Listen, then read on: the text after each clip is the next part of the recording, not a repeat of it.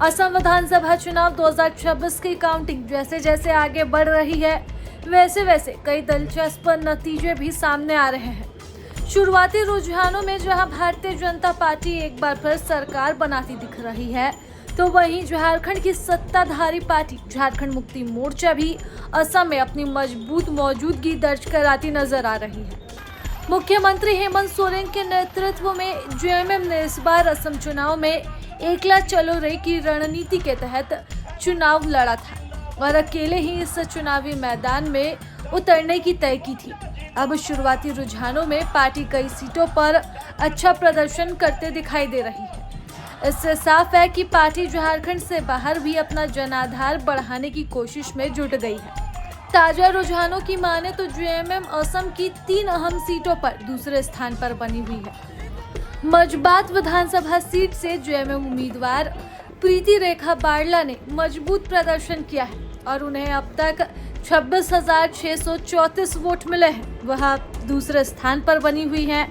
हालांकि वह फिलहाल अपने प्रतिद्वंदी से 20,014 वोट पीछे चल रही हैं। इसके अलावा डिगबोई सीट से भरत नायक 7,932 वोटों के साथ दूसरे स्थान पर बने हुए हैं, जबकि 7,114 वोटों के साथ रंगापाड़ा सीट से मैथ्यू टोपनो भी दूसरे स्थान पर बने हुए हैं। बात करें जेएमएम के अन्य उम्मीदवारों की तो भेरगांव सीट पर जेएमएम उम्मीदवार प्रभात दास पानी का तीसरे स्थान पर है। उन्हें अब तक 11,337 वोट मिले हैं।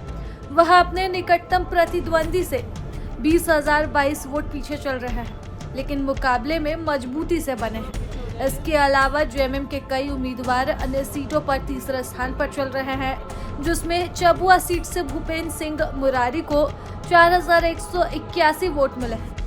खुटमाई सीट से अमित नाग को 3,975 वोट मिले हैं और वो तीसरे स्थान पर बने हुए हैं। राजनीतिक जानकारों का मानना है कि असम में जेएमएम को मिल रहे समर्थन के पीछे चाय बागान क्षेत्रों का बड़ा योगदान है। असम में करीब 70 लाख चाय बागान श्रमिक रहते हैं। मुख्यमंत्री हेमंत सोरेन द्वारा इन समुदायों को अनुसूचित जनजाति का दर्जा यानी कि एसटी का दर्जा दिलाने की मांग का असर इस इलाके में देखने को मिल रहा है। असम चुनाव में जेएमएम का यह प्रदर्शन पार्टी के राष्ट्रीय विस्तार की दिशा में एक अहम संकेत भी माना जा रहा है, क्योंकि मुख्यमंत्री हेमंत सोरेन ने खुद ही असम आकर कैंप किया था और कल्पना सोरेन भी यहाँ स्टार प्रचारक थी। झारखंड सरकार के कई मंत्री वहाँ कैंप कर रहे थे और लोगों से मिलजुल रहे थे। सिर्फ इतना ही नहीं, इस चुनाव के लिए अपने सहयोगी गठबंधन कांग्रेस को भी जेएमएम ने ठेंगा दिखा दिया और एकला चलो रे नीति के तहत अकेले ही चुनावी मैदान में कूद पड़ी। प्रभातखबर.com, विश्वास वही, रफ्तार नहीं।